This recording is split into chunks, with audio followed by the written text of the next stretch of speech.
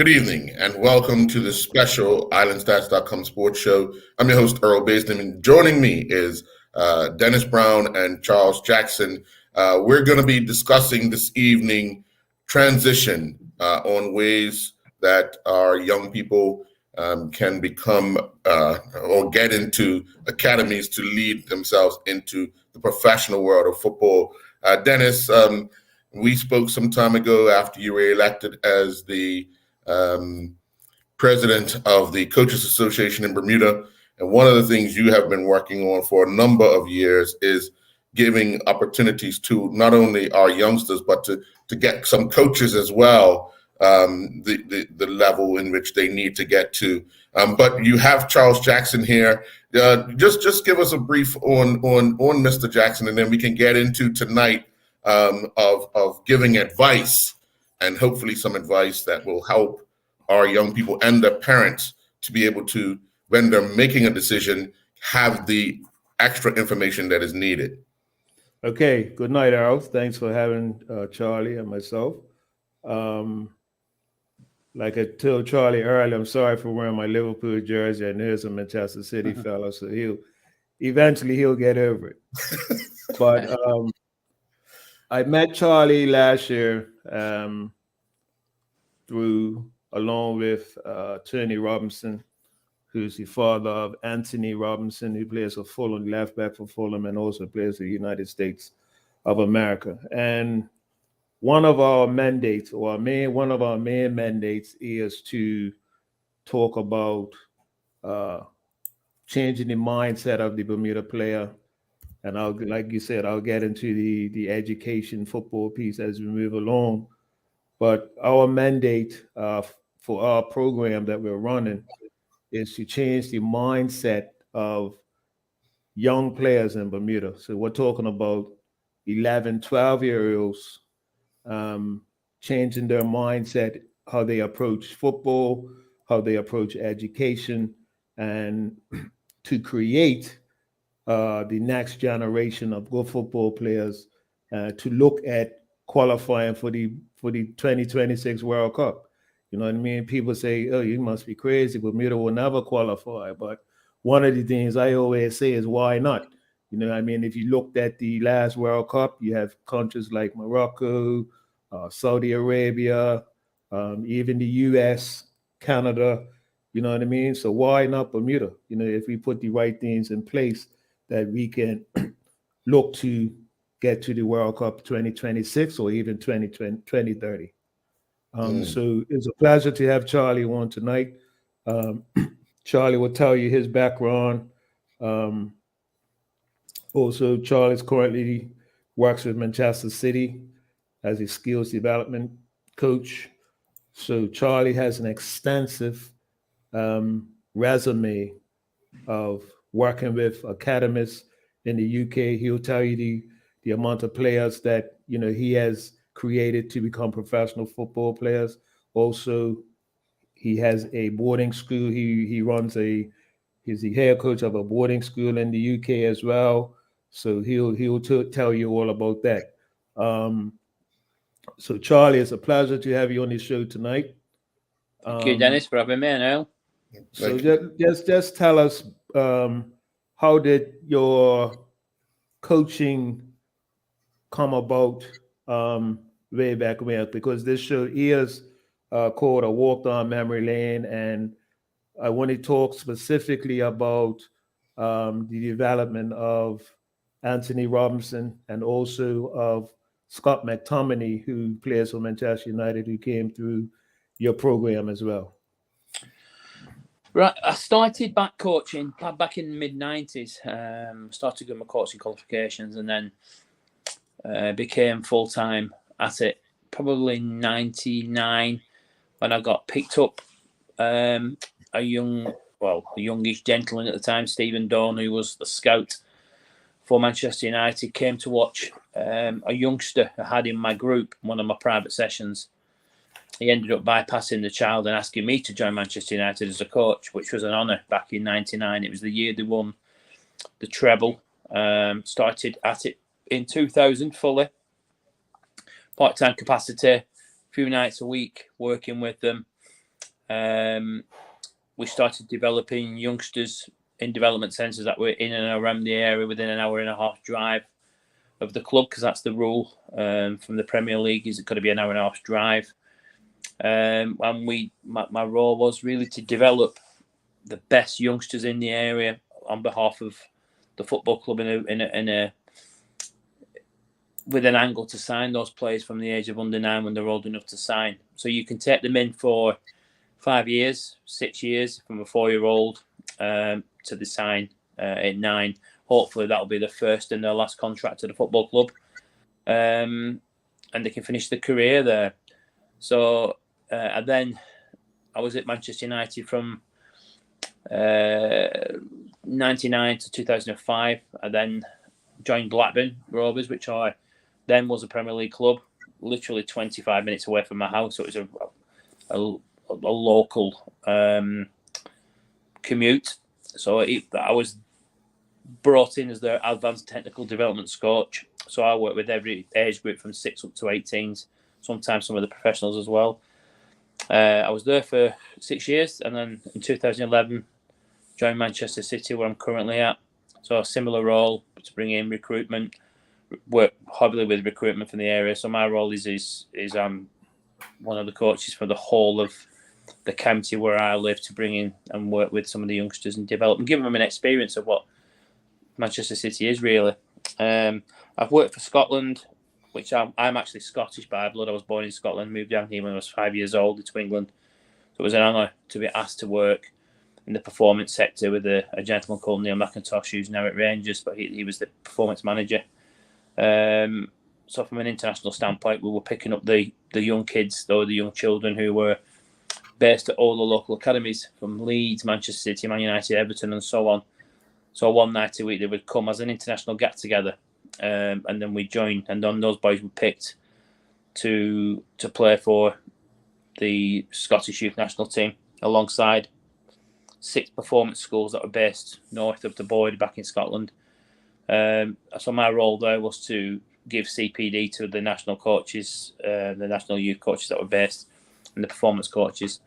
So I held that role for 4 or 5 years until Neil left, and then they restructured. So nothing was coming from down here, which was disappointing to say the least, because that was one of the roles I wanted to sort of keep. But I can't travel to Scotland; it's literally 3 or 4 hours drive. So that was a role I wanted to sort of. It was disappointing to see the sort of regrouping and everything there. And I'm currently, I've been at Moorlands since 2002. Moorlands is a boarding school which is based in a beautiful part of the country in Clitheroe, which is literally about 45 minutes drive from Manchester, where we run a football and a ballet school, as well as education. So the school, up to 2014, we didn't have enough players to compete. 2014, we had the first team, and then we went on to win the national title and the county title. 2015, didn't compete, didn't have enough players. 2016, got to the national final, got beat in the county final. But that was the start of something special. 2017, we beat Whitgift, which is one of the biggest schools in the UK and Europe as a boarding school, which was a big coup for us. We beat them to win the national title, also the county title. 2018, we did the double again with the national and the county. 2019, we got to 5 national semi-finals with 3 different age groups.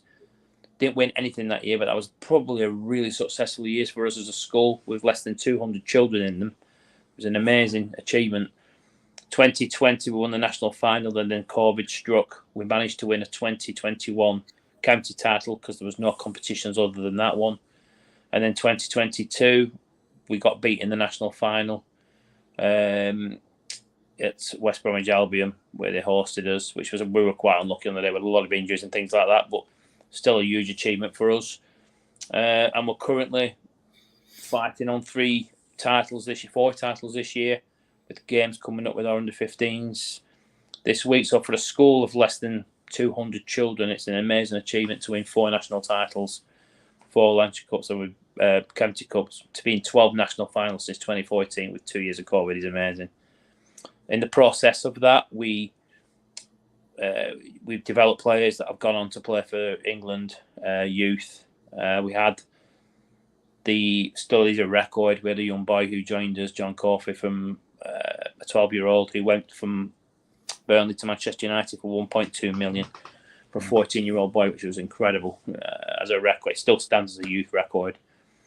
I've worked within the school, but with my own branding of coaching, which is Matrix Soccer Academy, which I developed in the mid-1990s. It then become a status really over the last 10-12 years, where I currently have programs in Hong Kong, hoping to start with some with things in Bermuda here, pushing what we're trying to do with Dennis talks about the World Cup sort of entry, try and push children that way.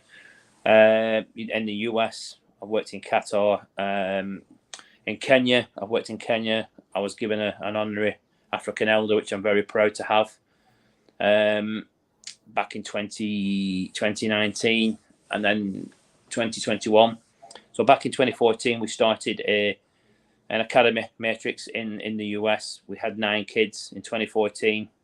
We did a TV interview very similar to this, where I spoke to the lady and said, 6 years we will win the State Cup. People scoffed and laughed. 2021, we won the State Cup. So it was an amazing achievement to win a State Cup.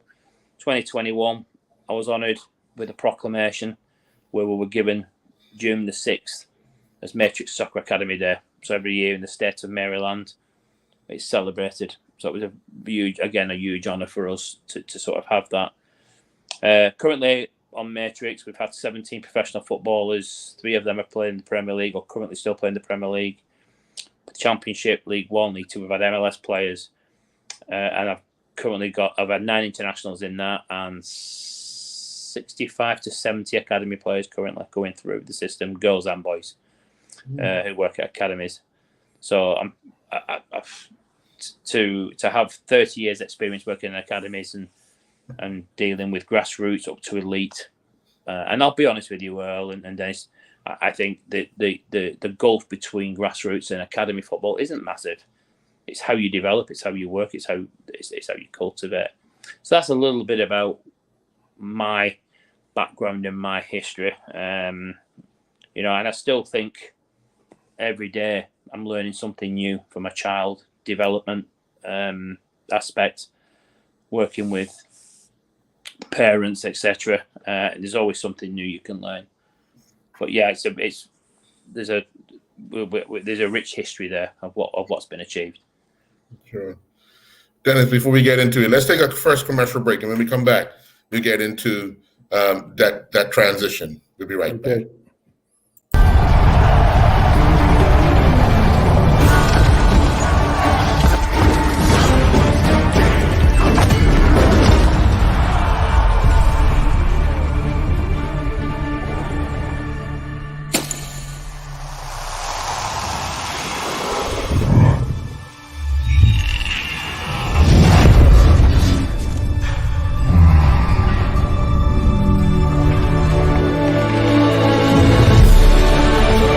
Putting down the weapons. You seeing this?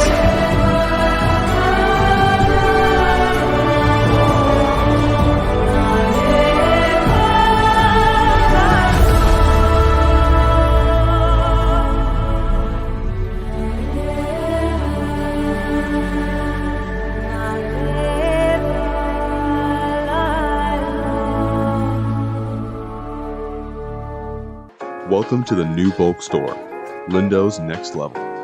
Wake up in the morning with enough coffee to keep you running throughout the entire day. Your pet at home deserves the best. Stock up on dog food to keep your puppy happy. Need a quick, tasty lunch at home? Your chicken nuggets will be jumping right out of the freezer. What's a movie night without popcorn? You can never have too much.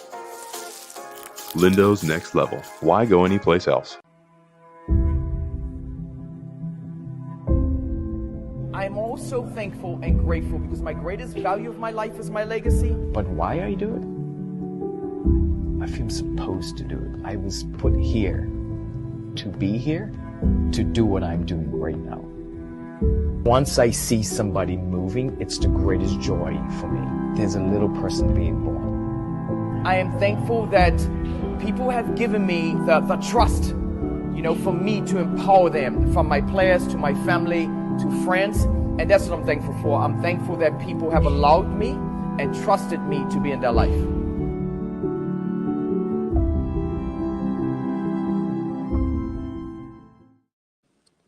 Welcome back.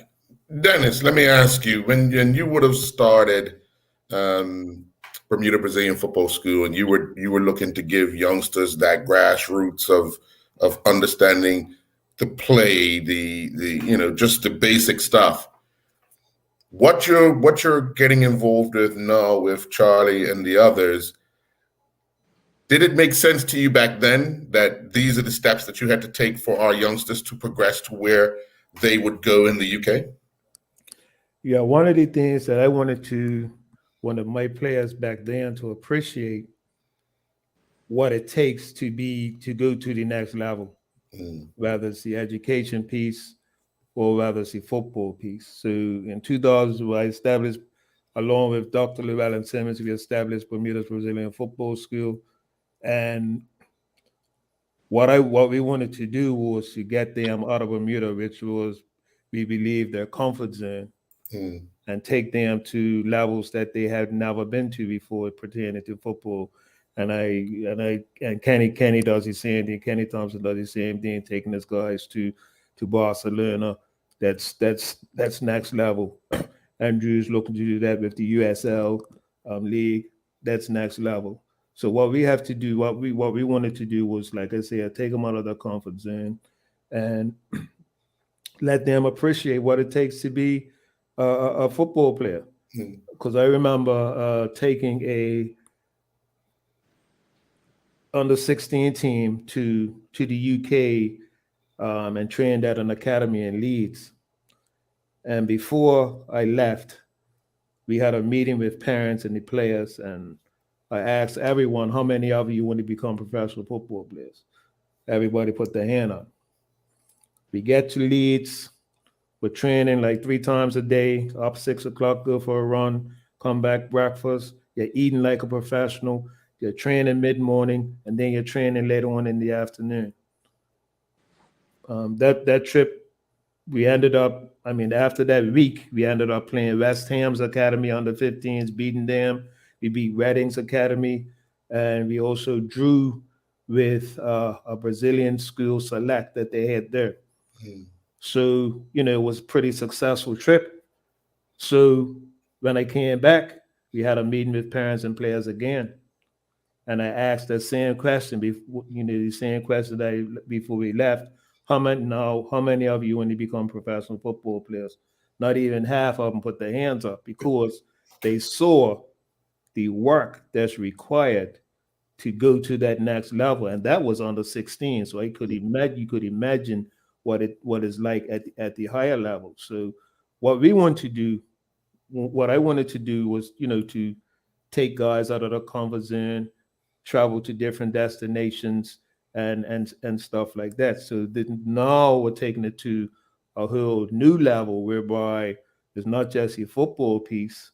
Is also now the education piece, creating pathways for these young men and women and young girls as well, males and females, to go to another level associated with the education, and also associated with the professional football part as well.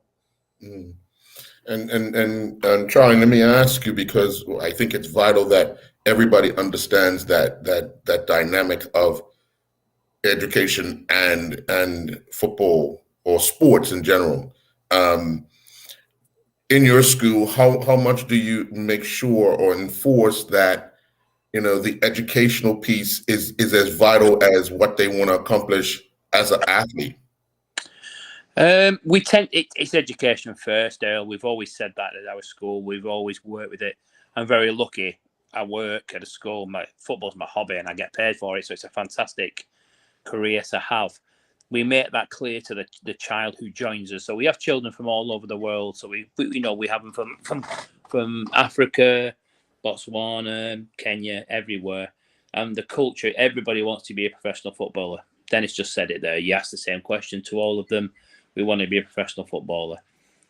The beauty of the Bermudan, because you've got a joint passport, a British passport, if you are good enough and you getting on that pathway, the pathway's a lot easier because of the passport. A lot of people who come in with non-EU or non-GBR passports, it's almost impossible to get signed because of the FIFA 19 rule, which was stipulated for 20 years now, which you can't sign for various reasons. So the balance is measured where they'll get probably between 3 and 10 hours a week with me, depending what program they're on, and then it's mixed up with the core subjects. We tend to have 8 GCSEs. I was speaking to a parent from here the other week actually, who said they do 3 GCSEs. We do between 5 and 8, and the children are on a football program. So the education is counterbalanced because the stats are ridiculously low for people to make professional football. To be a Premier League football, I think it's something like 0.1%. It was a statement made by a journalist here last year, and it stipulated that you've got more chance of being hit by a Boeing 747 on the way home than being a Premier League player. Now, with Matrix, we've had 3 players through in the Premier League, so our stats are a lot higher. And because Matrix, the philosophy is being coached at the school, there's more of a chance. That's hence why our success rate is so high, because of the learning program, and the culture. So I think it is a massive. A lot of people come with the ambition that the kids are going to be footballers, and we try and keep the kids' feet firmly on the ground. Even the ones who we think might have a chance, Earl, we try and keep everything firmly on the ground, because parents can get carried away very quickly. We don't want to give false hopes. We won't lie to parents. I've never told a lie to a parent just because we want to get the child's feet to come to the school. Something we don't believe in. It's something I don't believe in. I'm a parent, and I'd expect the truth being said to me. So therefore, we stress that the chances are minimal, but there is chances. And the kids have dreams, and we'll try and fulfill those dreams, or certainly help. If they can't make it as a footballer, then they'll make it as a football coach, or they'll be involved in the sport, which I think is also gracious to have in your life. So I think we offer and we try and facilitate those hopes and dreams to a level where there's honesty and transparency, and that's a big thing for us. Dennis? Okay, so I was fortunate to come up to the UK in the end of October, early November. Learned a lot of things in my 59 and a half years when I got there, especially when it came to some mistakes that are made when players leave Bermuda and the expectations. One of the things I learned from Charlie and Tony, who's not here tonight, is a lot of players and parents would like their sons to be sent to the big academies like the Liverpools, Manchester Uniteds, and stuff like that. And I learned a lot from Charlie and Tony in relation to that. So Charlie, what can you just answer that for me and expand on that? Why it's not really a good fit for the player who may be leaving Bermuda and have expectations to go to one of the big academies right away? Why do you think that's not a good idea? Yeah. I mean, that's a really good question, Dennis. Actually, I mean, Tony's not on here to answer. He's the best guy to sort of speak for this, because his son Anthony. I worked with Anthony in his early life when he was an academy player, when he actually came to Blackburn for a short spell. Tony's the best man in terms of what Anthony's achieved, and we touched upon this in a previous interview, where the kid is so driven beyond anything. I've worked with very few players who have that drive. Anthony's one of them, but his dad Tony is a legend in his own right. To be honest with you, he went to Duke's University in the States in the 80s when it was tough, when soccer was just taking off, and Tony was received Player of the Year. He's very, very humble, honey about that, actually. And I've known Tony for 15 years. He's become one of my best friends, his family. I think with Tony, he will give you that absolute honesty, whether you like it as a parent or whether you don't like it as a parent. He's a mentor. He's never once pushed his son into something he doesn't want to do. He's always been very gracious about Anthony. He always called his team, he had Galacticos, and they were all named after famous players, Messi, Zico, he had all the names, and his son was Jedi, because he was mystical, quick, very intelligent, articulate, and everything that Anthony has had now is not. It's not a fluke. It's not a fluke. He's picked up a lot of stuff in his early Matrix days. Tony emphasised that he'd seen something special to him, and that's the drive he'd taken. But touching upon Dennis's question as well, I think the realistic expectations is everybody wants to come. I've been dealing with a few parents today at school, actually, about expectations and realism that children coming to the UK from overseas, whether it's Bermuda or other parts of the world, everybody reads. The thing is, the good thing about the internet's made the world smaller. The bad thing about the internet, it doesn't meet realistic expectations when you read about academies. And every child reads about players wanting to be footballers and the riches and the grandeur that it brings. Unfortunately, it's very few. We try and keep that down. So the best chance for any Bermudan coming to the UK, whether it's with a school or whether the relocation or whatever that might be, is to keep your feet on the ground and read about the academies. There's plenty of stuff on YouTube. Look at the realism. When you're here, you're visiting, you can actually go and watch academy games. Ring the club and say, well, when's your fixture? Have a look at the standard. Most of these boys have been at the club since they were 4 years old. When I took Scott McTominay, who was brought to me as a 4-year-old, I had him for 5 years before he was even signed. He's the longest serving member of the club. He's been at the club since he was 4. He's 26. So he's spent he's literally all his life at one football club. And I said earlier, once you sign a contract, you want to stay at that club for the rest of your life. And Scott's pretty much there. He eats, sleeps Manchester United. And he's the most humblest of person because he understands the hardship of it. He was brought up in a very modest family. He's one of the nicest people I know. And I'm not just saying that because he's one of my sort of numbers as growing up. But Scott gets it. And I think realistically, Scott was he's one of the smallest kids I've ever seen till he was 14. Now he's built like Ivan Drago from Rocky. He's about 6'8", 6'7". Actually looks like him. Mourinho called him the Tominator when he was there. He was that big. But super talented, but very humble and very understanding of the realism of what it takes to be a footballer. So I think my advice would be to any Bermudan or anybody listening to this or watching this program now is be realistic. Everybody wants to be a top footballer. I work with lots of different clubs because I work at Manchester City, but I also run my private and we run with the school. We work with a lot of different clubs where if your standard's not going to be Manchester City, it's very few, or Manchester United, or some of the big hitters that are in the area. I'm not saying Liverpool, Dennis, by the way, here. I noticed that. I noticed that. Yeah, but certainly some of the bigger clubs that you've got to be looking at some of the smaller clubs. Some of the clubs maybe in League 2, League 1, some of the Championship that we have here in the UK, National League. I know some Bermudans, some of the Bermudans that are already over there I've met playing National League, which is still a good standard, and you can earn good money at it. So it's not just the money in the UK. People see that and think, wow, I want to be on £50,000 a week. I want to live the dream.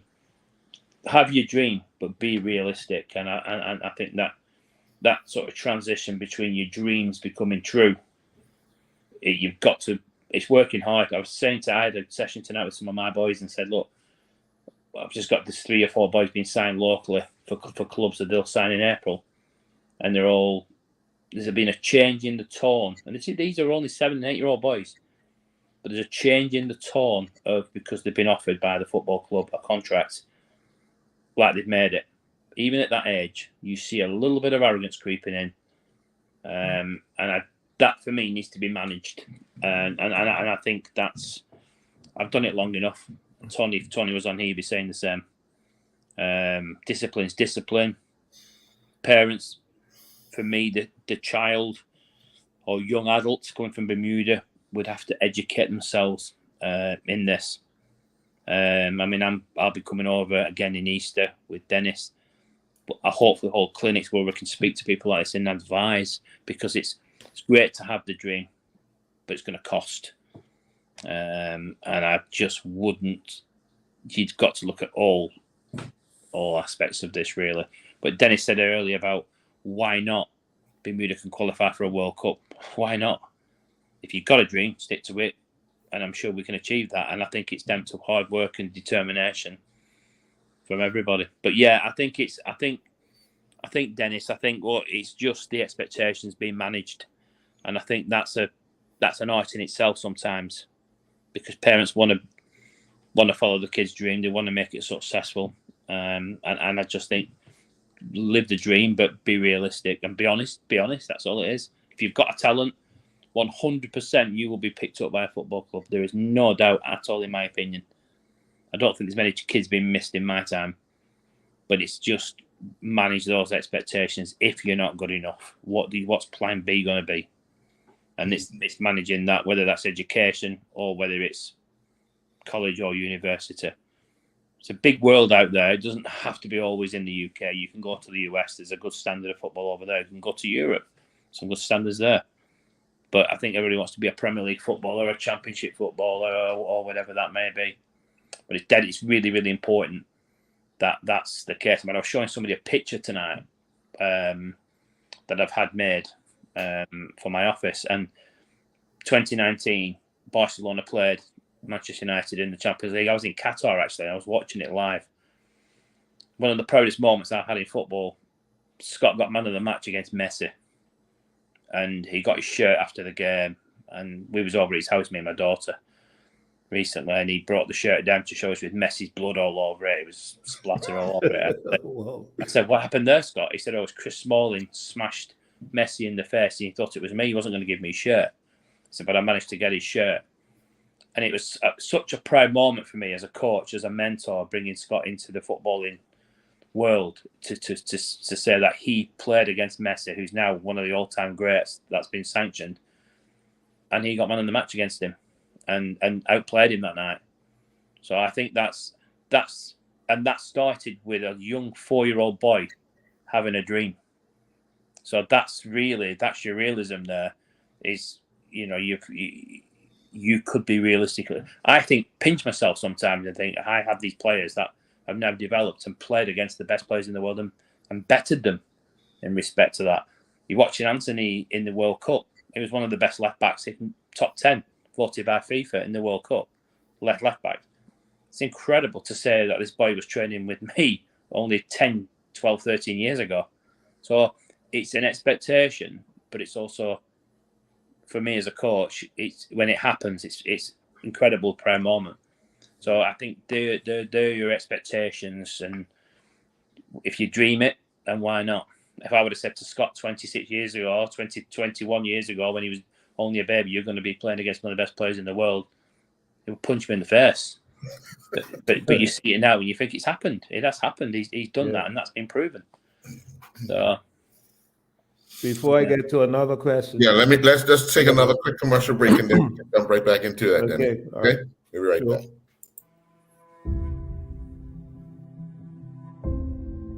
I'm also thankful and grateful because my greatest value of my life is my legacy. But why I do it? I feel supposed to do it. I was put here to be here, to do what I'm doing right now. Once I see somebody moving, it's the greatest joy for me. There's a little person being born. I am thankful that people have given me the trust, you know, for me to empower them, from my players to my family to friends. And that's what I'm thankful for. I'm thankful that people have allowed me and trusted me to be in their life.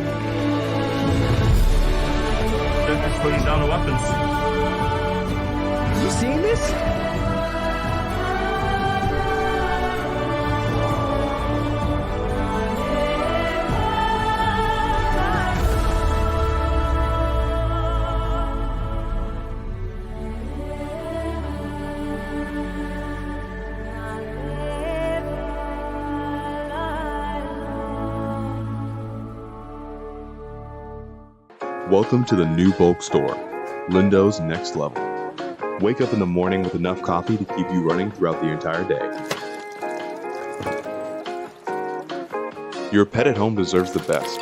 Stock up on dog food to keep your puppy happy. Need a quick, tasty lunch at home? Your chicken nuggets will be jumping right out of the freezer. What's a movie night without popcorn? You can never have too much. Lindo's Next Level. Why go anyplace else? Before you ask that question, Dennis, we have a question. What about professional football for women in UK? What is the criteria and expectations or qualifications needed, if anyone can answer that? Yeah, football in the UK for girls is taken off so much. I'll give you a bit of an idea. I've been coaching private sessions for 20, 30 years, and I can count on one hand how many girls. Tonight, I had literally 20, 25 kids. 16 of them were girls, all playing at a really good level. So Man United, Man City, some of the non-Liverpool again, Dennis, I'm sorry, but we had so teams from big clubs. So as in girls, it's really taken off. It's blown me away, actually, the standard of the girls' football. I had a young girl a few years ago, Risha, who came to me, and she was 9-year-old. Manchester United then weren't running a big football girls program. We got her in there. She made a career. She's actually coaching in America now. She's living over there, but she's learnt that there was a lot of biastry in them days, way back in the sort of mid to early 2000s. I think it's taken off so much that it's quite frightening. I'm seeing the boys compete with the girls. I've got 2 girls playing for under 15s. One's at Blackburn, one's at Manchester United, one's at England International. You put 2 girls on a field, the boys look still, because we're still living in caveman days where they're not supposed to mix. We mix ours all the time, and it happens. But the girls are exceptional. I'm not just saying exceptional, they're outstanding. So when you're looking at the bigger picture, girls' football's taken off. I think there's what we offer at the school. We have 1, 2, 3, 4, 5, 6, 7, 8 girls who play competitively with us, and they mix and train with the boys regular, and actually on an even playing field. And that's how it should be. So there's no biastry towards it. It's not seen to be a taboo thing anymore like it used to be. I think it's taken off hugely. And again, where we're based, there's probably 8 to 10 major clubs in the area that are actually will play that. And they're called RTCs, Regional Training Centres. So they're run by the Premier League and governed by the football clubs. So they get the kit the same as the boys. They train the same nights. They use the same facilities, etc. So it's come a long way. It's come a hell of a long way in a short spell of time. And it should have been that way years ago. And I think it's going to be quite an exciting time for ladies football, because obviously England won the Euros last summer. I think that's that platform's going to be lifted another level, I think, coming the World Cup. But I think it's improved dramatically over the last 2 years. So as in terms of, is that question about a child coming or a coach? It'll be a player. Yeah, it'll be a player. So yeah, if I worked with some of the players when I was over there, Dennis, didn't we? And some of the girls were exceptional. So I think it's the same rules apply. If a girl wants to come and have a look at the school or come to the UK and have a look, then it's the same rules. Expectations met, raised, all that. It's the same thing. I think you'd be pleasantly surprised in the UK how much girls' football's taken off, and there's huge options because it's brand new in terms of it's still in its infancy. Mm-hmm. So it's brand new. So there's so many openings for girls' football. Huge. So the program that we are on is also inclusive females, and I was able to visit the Everton ladies facility when I was in Liverpool, and it was first class. The field looked like a carpet. I sent her a couple of pictures of what I took there. But at the end of the day, what we're trying to create is not just for the males, but also for the females, especially once they get into that national setup. What we're trying to create is pathways for our female athletes to go over to the UK already at some point. We have one so far, Jaya Smith Rattery. She's been set up with a team based in London. I believe it's the London Ladies. So, we're trying to open up doors, not just for males, but also for females as well to go over to the UK, because some, in my opinion, some are good enough.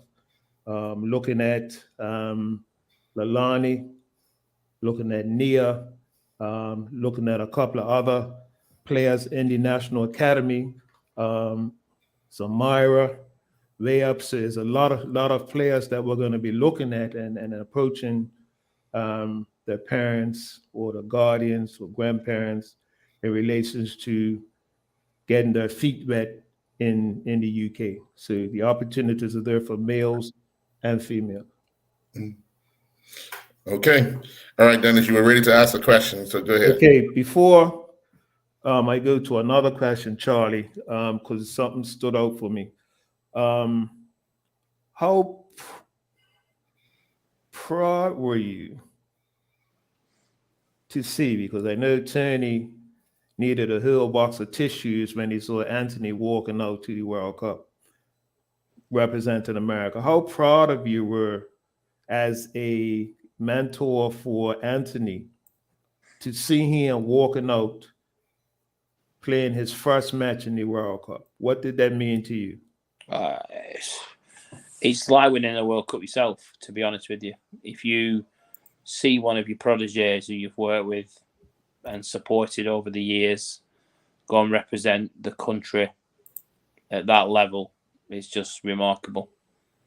It's just remarkable. And I don't, Tony must have been, because I know Tony's had a tough journey along the years working with different clubs and different opinions on Anthony, and he's let Anthony make his own pathway. But wow, yeah, I mean, extremely proud. I mean, I don't think there's a proud doesn't really kick in, to be honest with you. I can't really word it. It's just you sit there and pinch yourself and think this is a climax to where all your work, all the toil that you've done with the child and teams over the years has come to that pivotal moment of coming into the world. And I'll be honest with you, I watched Anthony and he wasn't even getting out of first gear. He's so good. He's so good, and I think his time will come. I think the US were a little bit, if the naivety weren't there, I think the US could have gone further, in my opinion. And I think it was equally frustration. But to watch Anthony, and I don't know if you saw that, Dennis, but some of the clips after the Iran game were this Iranian player, and this gave me goosebumps and it made me cry. But if you was to look at Anthony after the Iranian game, this Iranian player was inconsolable. You can see it on YouTube. And Anthony didn't leave his side. This guy was crying, and Anthony was so good with him. So good with him. It was just incredible to watch it. And that sportsmanship at the absolute highest level. When I spoke to Tony straight after that, and I said, Tony, that's the proudest moment for me. Because the way he wasn't just celebrating the win, which he should have done. The way he sat down with the Iranian player, who was uncontrollable, is so upset and visibly upset, and Anthony just sat with him. It was just, wow. From a human side, it was just incredible. So from a respect point of view, it shows you how Tony has brought his son up to be a model person and a human being. The footballing on that level really was secondary compared to what we saw in that game. But yeah, incredible proud moment. As it is for all of them, all the children, and I think we will see Bermuda in a World Cup, whether that's women or whether that's a youth team or whether that's the full national team, because everything's achievable. And we've we've set our stall out to achieve what we can achieve. But I don't think you can measure it, Dennis, to be honest. In moments, it's difficult to really put words into that. I think I've said this to Tony, it was almost like a weird moment. You envisage it, you see it in your mind's eye quite a lot in your imagination. What if, but when it really doesn't really think it's happened. It's almost make believe, because you've seen. It's really weird because when you meet your players again after such a long time, you don't see them for years, and you see them. They're like children still. It's like Peter Pan. It doesn't. They don't. I always see them as kids. It's really weird. I mean, Scott towers over me. He's 6'7", but I see him as a child of a midget. He's still the little kid I remember. It's really weird. So yeah, they are very proud moments. And at some point, when you sit and you relax and you sort of reflect a little bit over a glass of wine, and you look and you think, wow, yeah, it's been a good journey. It's been a really, really good journey, and very, very humbling. Yeah, that's probably the word. Is humbling. Yeah. Okay. So I want you to let Bermuda parents, Bermuda players, male and female, right? So I'm gonna ask two important questions. When a player leaves Bermuda, but like I say, players get into their comfort zones. They think that they're best in Bermuda this way and that way. The first question, how important is attitude and work ethic for players coming from Bermuda into an academy or in the UK? How important is attitude and work ethic to the academy coaches?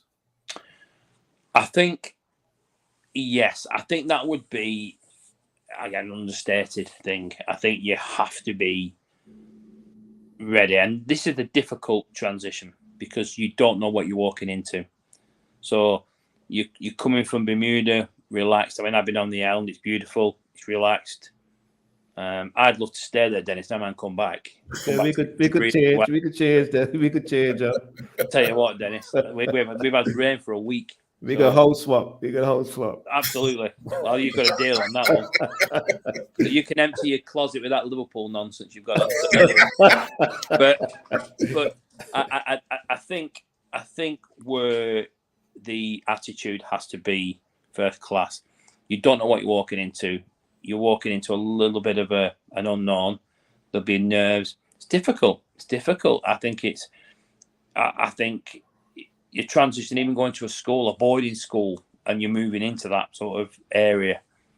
You're sitting in, you're unknown. You've never been used to the weather. So children who've never left Bermuda, you're used to hot weather, warm weather, very little rain. Here you're walking into freezing cold weather. If you come in the middle of winter, like now we're in the middle of winter here, and it's cold, it's damp, it's wet, it's miserable. Dark mornings, dark evenings, it's depressing. But you've got to pick yourself up. You've got to pick yourself up and get on with it. But knowing, as what I've seen, Dennis, when I was over a few months ago, there's a very laid back culture. And that's just the culture of Bermudans. So it's how you switch that and turn that like a light switch. Can you do that? And the ones who can, we've got a young boy from Bermuda now with us who's an under 14 child, and he's made a really good transition. He's not ready for an academy yet, but he's a good player. He's a very good player to where he was when he first came. And we had to knock. So he played for the school team a few games. First game, he was unreal.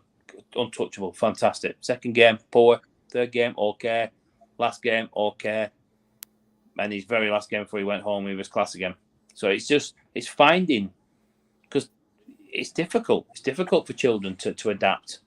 It's difficult when you're not used to being told it's cold weather outside and you've got to play in it, and it's wet and it's damp and muddy and all the other things.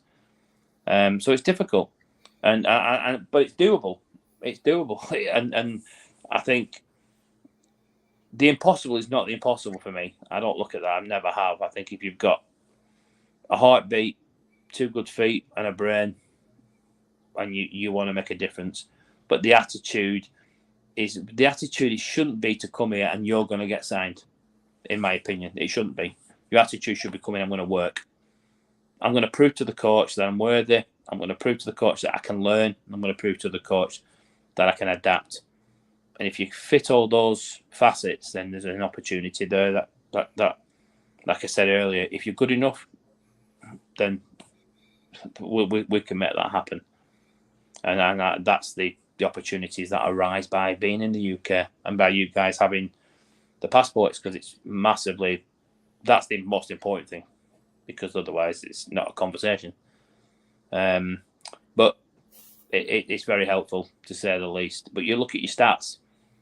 But I love the stats being low, because I love proving people that the stats are stats, because that's the way it is. But you can change it. So if the stats are how many players have come out of Bermuda and gone on to professional football, you can count on one hand, really, who've gone on to the top level. Let's change that. Let's turn that around. And that's achievable, but it's got to be met halfway. I'll work my heart off if a child will work his or her heart off as well. And I think that's really where we're at. But it's important, then. It's very, very important. Very, very important that attitude to learn has to be first class. Absolutely.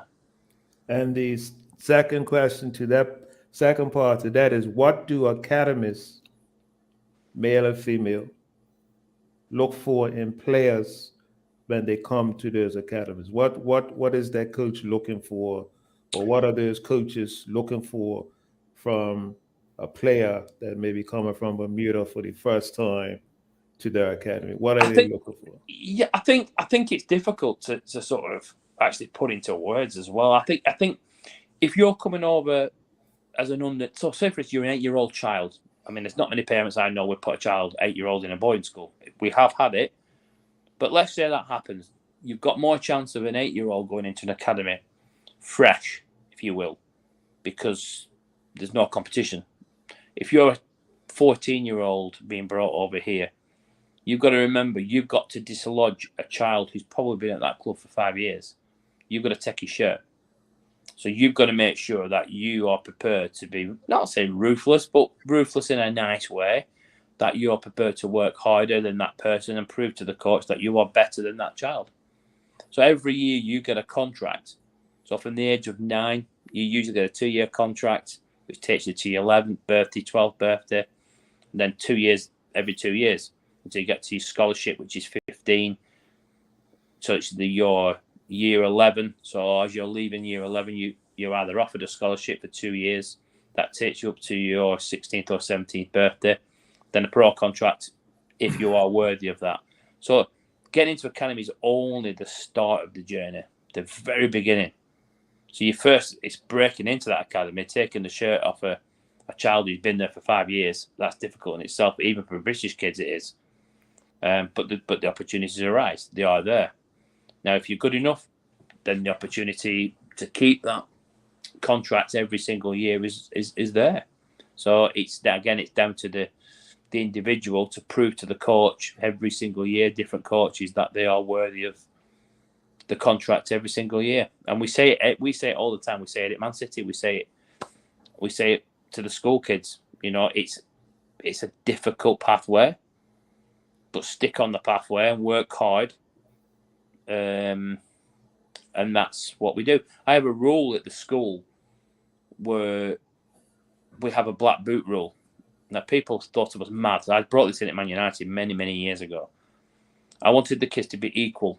So you say, if you Nike or Adidas have all these different coloured boots, that $300, $400 pair of boots, I just said, give me a black pair of Copa Mondials or World Cup boots, but they're very simple. It's not the boot, it's the player. And we have a black boot rule. We have it at school. So every child in my programme do not wear coloured boots. And if they do, then they won't be playing for me, because it's an important rule that you are all the same. It's the player in the boot, not the player, not the boot that makes the player. And that's an important factor. That's my mindset, really.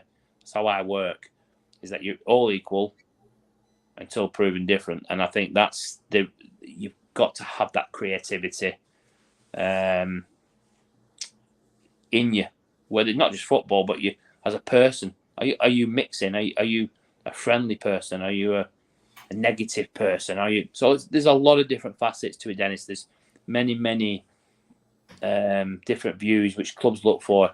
You've got to be a mixer. You've definitely. I mean, the fact that you've made a decision, if you come from Bermuda to live in England, it's a big decision. So it proves that you're prepared. You're a risk taker, which is good.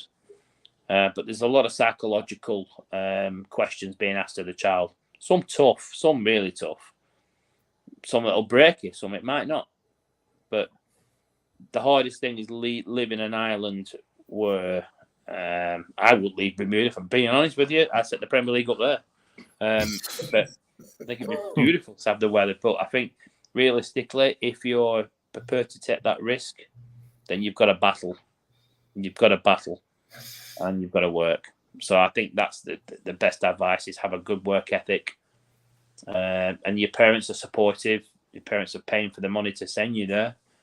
Then you've got to work with your parents and not kid your parents, not lie to your parents, be honest. Be transparent of all time, really.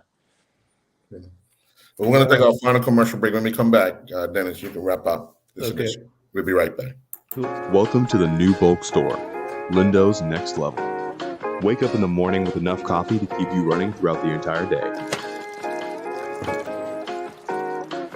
Your pet at home deserves the best. Stock up on dog food to keep your puppy happy. Need a quick, tasty lunch at home?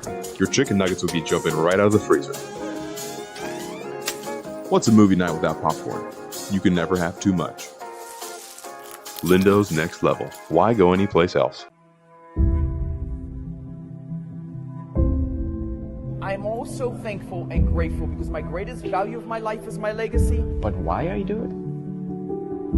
I feel supposed to do it. I was put here to be here, to do what I'm doing right now. Once I see somebody moving, it's the greatest joy for me. There's a little person being born. I am thankful that people have given me the trust, for me to empower them, from my players to my family to friends. And that's what I'm thankful for. I'm thankful that people have allowed me and trusted me to be in their life.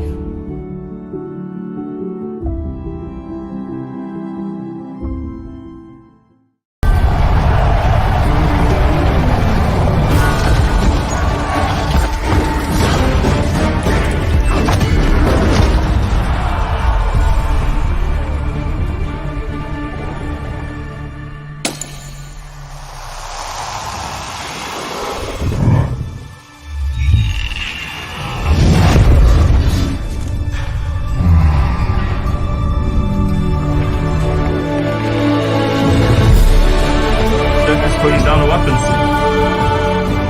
You seeing this?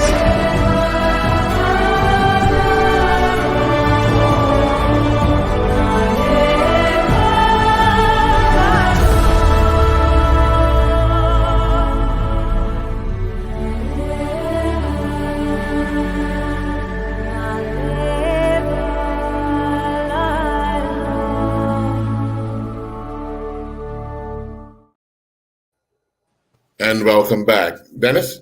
Yeah, the last thing I'm going to ask Charlie is what happens, because I look at a lot of football documentaries about when players don't make it, young players don't make it. Some commit suicide, some develop a serious mental illness. You talked about the expectations earlier. So what happens to a player in the UK when they don't make it? That's a good question. Yeah, that's a really good question, Dennis. I think there's, again, if you don't make it, there's a good support mechanism here. So if you're a professional footballer in your younger days, the PFA, the Professional Football Association, will have a fantastic backup. So they'll have college, university studies, so it gives you that backup. They'll always encourage you to do your coaching qualifications from a very early age. So you've got to bounce back, if you will, going into coaching. The younger ones, if you don't make it, in my experience, and I've sat in some pretty horrible meetings where kids are on the verge of being released at all the clubs I've been at. And if you've been at the club for 6 years and you're being released because you're not getting a scholarship at 16, to be honest with you, the children get it because they know they're not good enough. I've always, in my experience, I've always stressed that to parents, is that the kids get it. The hardest thing is sat down with the parents and the grandparents who are in this meeting. I've been seeing it. You'll get the ones who are very quiet because they know they're going to get released, and then it starts to get a bit vocal at the end of the meeting, and it gets stressful. And then you'll get the ones who are very vocal all the way through the meeting and are arguing the toss of the coin. Well, my son shouldn't have been doing this. It's a horrible, horrible experience, actually. Flip side of that, it's great when you're offering scholarships and professional contracts, because obviously the kids are getting what they want out of it and they've worked hard for that. But turning that on its backside a little bit, difficult when it's on the flip side. And it's then what the parents then ask, what's next? Because all their world's demolished. It's just, that's all they know. The kids are very resilient. They're very resilient. They actually get over it very quickly. So they'll work and say, yeah, I want to play non-league football. I'll go to college, do a sports BTEC, and I'll be a coach, or I'll become a teacher, or I'll learn some other skill. That's my experience. I personally, I think there should be more done for that. In my experience of working with kids, psychologically, it's a little bit damaging. But that's just the pitfalls of wanting to be a footballer, I guess. It's like that in any sport. If you don't make it, it's a school of hard knocks, unfortunately, and that's just life. But it's difficult because you put your heart and soul. Parents are travelling sometimes an hour and a half every day, 4 times a week, plus weekends. They've given up their life. If you've got siblings in as well, they're giving up their life for 5 years. And when that all caves in and demolished, the whole world's collapsed. Parents are the most difficult in that, because obviously they're the most, they don't like hearing that their little Billy or Johnny or little Samantha or Susan have been released. And it's unfortunate. But it's the nature of the beast, unfortunately, the good, the bad, and the ugly of football. There's quite a lot of good stuff. There's a really good book that parents are listening in on. This is, you can actually get it online. I think it's actually free as well. If you go onto iBooks or you go into YouTube, there's a documentary. It's called No Hunger in Paradise by a journalist called Michael Kelvin.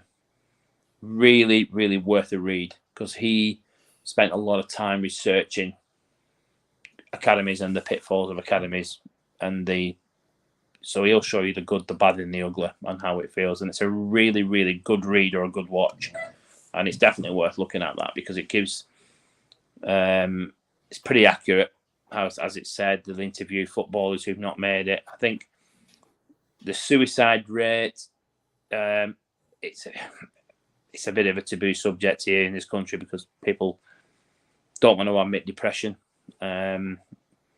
mental health, etc. So I think I wouldn't know the stats on that, and I wouldn't know the stats on the younger children, but having dealt with them, I don't think it's, from a mental health standpoint, a very good, accurate one, because it's just the way it is, and it's not right. But I think it's a risk. It's football in any sport. I know people who play tennis, and they put all the heart and soul in it, and the child didn't make it. It was just like the whole world had lost, because parents want it more than the kids sometimes. And I get that. I do understand that. But really, you're living the dream for the child. As a child living the dream, you've got to get that again. It's that balance of how it should be. And nobody's got the answer. I'm not the oracle of life. Of football, I don't know all the answers, but I've done enough experience to say, I know from my point of view, I want everybody to be professional football. If not, I'll support as many kids as I can by getting them into a career where they're happy and they can still experience the game. I mean, I'm lucky; it gets me all over the world. Like I said to you, it's a hobby. I'm very fortunate in that respect, and I'd want everybody to have that experience. But life isn't like that, unfortunately. But I think from an aspect of the Bermudans coming over to the UK or going overseas and looking at views and angles and how you want to do it, the standard over there, in my experience, what I've seen in November when I came, Dennis, is outstanding. It's a very good level, very good level. Taking some of the games, it's a very good level. But it's a good level on your island. How could that level be moved overseas and push and make that stand that you want to make a difference? I mean, I always look at your triathlete, the lady. What's she called, Dennis? Again, sorry. Flora Duffy. Incredible. Flora Duffy. Yeah. You try and tell her all those years ago she was never going to make it. She would have laughed at you. Look at her now. So if she can do it, why can't the team do it? And why can't the kids do it? It's there. How you want to do it. But you could have a support mechanism. You've got other people who believe in it as well.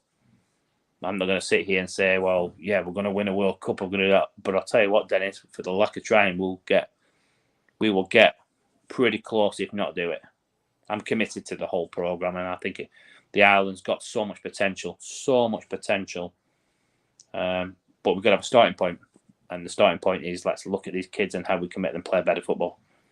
And I'm sure for all the listeners that are out there, you've got a good guy in Dennis who's experienced, and apart from him supporting Liverpool, which is his pitfall and downfall, and I'm sure we can convert that to an Evertonian or a Man City. Never, ever. Never, ever, big. To all the viewers out there, I promise you, when Dennis comes to England, I will get a Man City shirt on him. Yeah. I might have to knock him out, but he'll get one.